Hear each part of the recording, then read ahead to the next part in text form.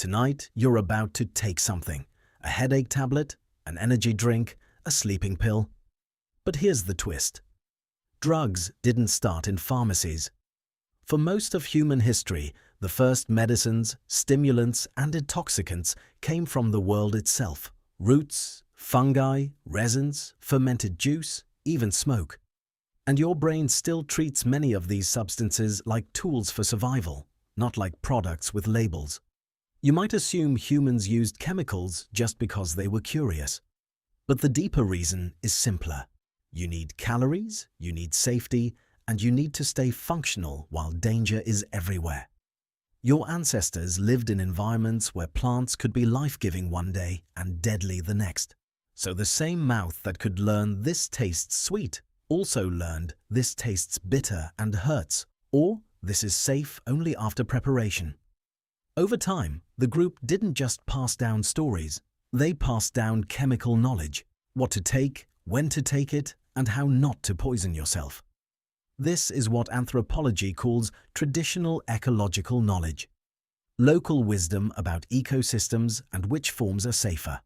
It includes preparation steps that reduce harmful compounds, seasonal timing that avoids toxic batches, and dosing rules that come from hard-earned experience. So, in many places, drug use wasn't separate from daily life. It was woven into cooking, healing, hunting trips, and rituals that helped people deal with fear, grief, pain, or uncertainty. One of the clearest windows into this past comes from archaeology. Chemist archaeologists like Patrick McGovern have analyzed residues inside ancient vessels and found evidence of fermentation happening far earlier than people often expect. Fermentation isn't just making alcohol. It's microbes transforming sugars into molecules that change how the brain feels: attention, mood, emotion, and perception. Your ancestors didn't need a chemistry textbook. They needed repeated, reliable results, knowledge that could be shared and trusted because it worked. But even when substances came from nature, natural didn't mean harmless. Many plants evolved chemical defenses. Fungi produce psychoactive or toxic compounds as part of their ecology. Smoke is a complex mixture too. So the difference between medicine and poison often depended on preparation, context, and dose. Your ancestors didn't draw neat modern categories. They cared about outcomes. Did this calm the person with pain, or did it harm them? Did it reduce fear safely, or did it trigger catastrophe?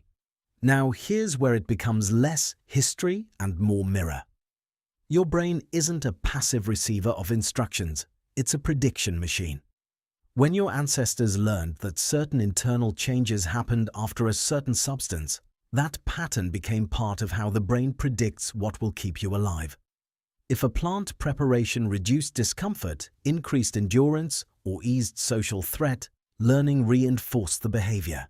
That's why cravings still make sense today. Even without a living ancestor teaching you a recipe, your brain can link substances or cues to reward and relief.